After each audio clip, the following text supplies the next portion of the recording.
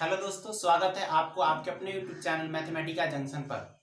आज हम अपनी इस वीडियो में एवरेज पार्ट 3 को लेकर उपस्थित हुए हैं, जिसमें बैंक, एसएससी, रेलवे और अदर एग्जाम्स के लिए ट्रिक और कॉन्सेप्ट के साथ हम एवरेज के क्वेश्चंस को सोल्व करने का तरीका सीखेंगे। आज का हमारी इस वीडियो का पहला क्वेश्चन यह है कि लगातार 5 प्राकृत संख्याओं का औसत 25 है, तो सबसे बड़ी संख्या ज्ञात करें। बहुत ही अच्छा क्वेश्चन है और इसे हम बहुत ही शानदार ट्रिक से बनाने का प्रयास करेंगे। देखिए, दिया हुआ है कि लगातार 5 प्राकृत संख्याओं का औसत 25 है, तो सबसे बड़ी संख्या ज्ञात करें। तो इसे हम दो तरीका से सोल्व कर सकते हैं। पहला जो तरीका होगा उसमें हम मान लेंगे कि जो लगातार 5 प्राकृत संख्याएं हैं वो x है, x+1 है, x+2 है, x+3 है और x+4 है।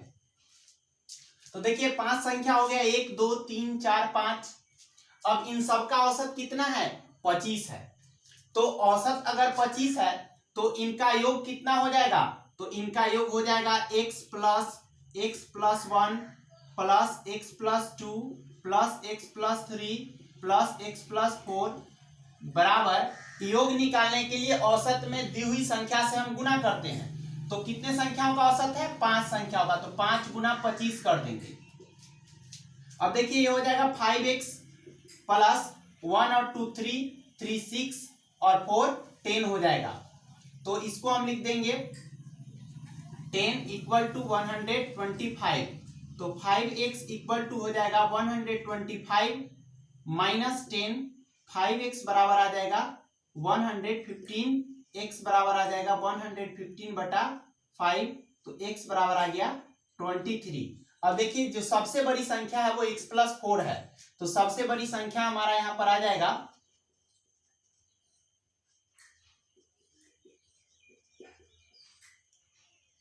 23 + 4, दैट मीन्स 27। अगर हमसे सबसे छोटी संख्या पूछा जाता तो इस क्वेश्चन में x सबसे छोटी संख्या था तो हम 23 ले लेते। सबसे बड़ी संख्या पूछा गया तो 23 में 4 जोड़ दिए। अब देखिए इस क्वेश्चन को हम लोग बिल्कुल 5 सेकेंड में कैसे सोल्व कर सकते हैं। तो 5 सेकेंड में सोल्व करने का तरीका है कि औसत जो होता है वो दिया हुआ डाटा का बीच वाला संख्या होता है, बिल्कुल बीच का पार्ट होता है। तो कहता है कि लगातार 5 प्राकृत संख्या का औसत 25 है। अब प्राकृत संख्या के बीच अंतर कितना होता है? 1 का अंतर होता है। तो बीच वाली संख्या कितनी है? 25 है। ये बिल्कुल बीच में होगा। संख्या कितना है? 5 है। तो दो संख्या इधर से होगा, दो संख्या इधर से होगा। तो 25 से पहले क्या आएगा? 24, 24 से पहले क्या आएगा? 23 और 25 के बाद क्या आएगा? 26, 26 के बाद क्या आएगा? 27। तो देखिए लगातार 5 संख्या हो गया जिसमें बीच में कितना है? 25 है। तो सबसे बड़ी संख्या हमसे पूछ रहा है, तो सबसे बड़ी संख्या 27 हो जाएगा और सबसे छोटी संख्या हो जाएगा 23। तो इसका भी हम सबसे बड़ी संख्या निकालेंगे इस मेथड से, तो आ जाएगा 27।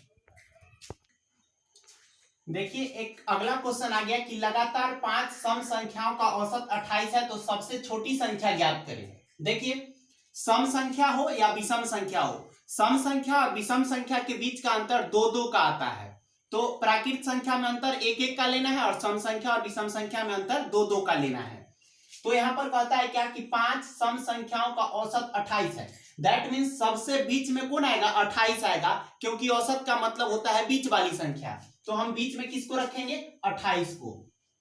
अब देखिए 5 संख्या है, दैट मीन्स अगर यह बीच में है तो इसके बाद 2 संख्या आएगा, इसके बाद इसके पहले 2 संख्या आएगा। तो 28 से पहले कौन आएगा? 26, 26 से पहले कौन आएगा? 24 और 28 के बाद क्या आएगा? 30, 30 के बाद क्या आएगा? 32। तो देखिए हमसे पूछा जा रहा है क्या? सबसे छोटी संख्या। तो यहां पर सबसे छोटी संख्या क्या हो जाएगा? सबसे छोटी संख्या हो जाएगा 24। सबसे छोटी संख्या 24 हो जाएगा। बिल्कुल आसानी से हमने बना लिया। तो इस प्रकार का कोई भी क्वेश्चन होगा तो आप इस मेथड का प्रयोग करें या इससे पहले जो मेथड बताया गया है उस मेथड का प्रयोग करके आप बना सकते हैं। दोस्तों एक और क्वेश्चन है कि 7 लगातार विषम संख्याओं का औसत 81 है, तो सबसे छोटी एवं सबसे बड़ी संख्या ज्ञात करें।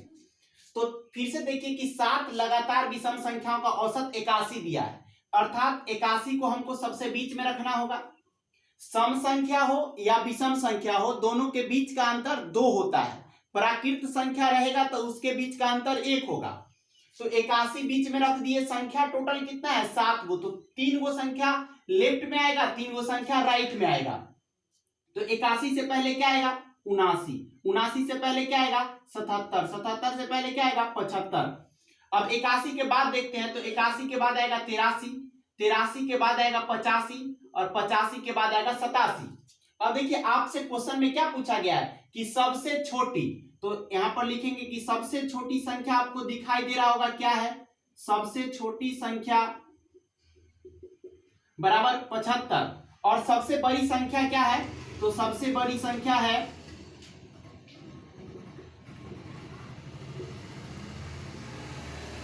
बराबर 87 है। तो इस प्रकार से हमने आसानी से इस क्वेश्चन को सोल्व कर लिया। सबसे छोटी संख्या 75 और सबसे बड़ी संख्या 87 आ गया और हमारा आंसर बिल्कुल कुछ सेकेंड में बनकर तैयार हो गया। हाँ दोस्तों देखिए एक और नया क्वेश्चन है कि एक कार 150 किलोमीटर की दूरी 60 किलोमीटर प्रति घंटा की चाल से जाती है तथा 40 किलोमीटर प्रति घंटा की चाल से वापस लौटती है, तो पूरी यात्रा के दौरान कार की औसत चाल ज्ञात करें। दोस्तों अगर आप हमारे वीडियो में पहली बार आए होंगे और अगर हमारा वीडियो आपको पसंद आया होगा तो आप हमारे वीडियो को लाइक, सब्सक्राइब और शेयर जरूर कीजिए। और हाँ, मैं यह भी बताना चाहता हूं कि अगर आप मैथ सीखना चाहते हैं तो आप वीडियो को रेगुलरली देखें और किसी बुक को उठाइए और उससे क्वेश्चन का प्रैक्टिस कीजिए। ऐसा नहीं है कि सिर्फ मेरा वीडियो देख लीजिएगा उसके बाद आपको मैथ आ जाएगा, प्रयास आप ही को करना पड़ेगा। मैं तो सिर्फ सिखाने का जरिया हूं। मैं अपने इस वीडियो के माध्यम से जहां तक आपका हेल्प हो सकता है मैं उस हेल्प को करूंगा। आपका काम है कि आप किसी भी बुक को लीजिए और उससे क्वेश्चन को ज्यादा से ज्यादा सोल्व करने का प्रयास कीजिए। और अगर आपको कोई क्वेश्चन नहीं बनता हो तो आप कमेंट बॉक्स में कमेंट कर जरूर पूछें। तो ये क्वेश्चन कैसे बनेगा, तो इसमें देखिए दूरी से हमारा कोई लेना देना नहीं है।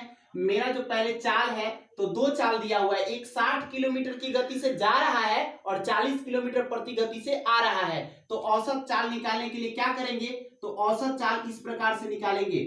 औसत चाल बराबर लिखेंगे 2 गुना x गुना y बटा में x प्लस y, और इस तरीका से हम निकालेंगे तो क्या हो जाएगा 2, और पहला चाल जो है वो 60 है तो 60 लिख देंगे, दूसरा चाल कितना है 40 है और दोनों चाल को नीचे जोड़ देंगे तो 60 जोड़ 40 हो जाएगा। अब देखिए 2 छक 12, 12 चौक 48 हो जाएगा, 48 पर 2 जीरो आ जाएगा, बटा में 100 हो जाएगा, 2 जीरो से 2 जीरो कट गया तो ये आ गया 48 किलोमीटर पर घंटा। अर्थात यात्रा के दौरान औसत चाल आपसे पूछा जाए तो दूरी का ख्याल न रखते हुए जो चाल दिया हुआ है, 2 चाल दिया हुआ रहेगा, जाने का चाल अलग होगा, आने का चाल अलग होगा, तो उसको औसत चाल निकालने के लिए आप 2 गुना x गुना y बटा x प्लस y सूत्र से आसानी से ज्ञात कर सकते हैं, जैसा कि मैंने इस क्वेश्चन में किया।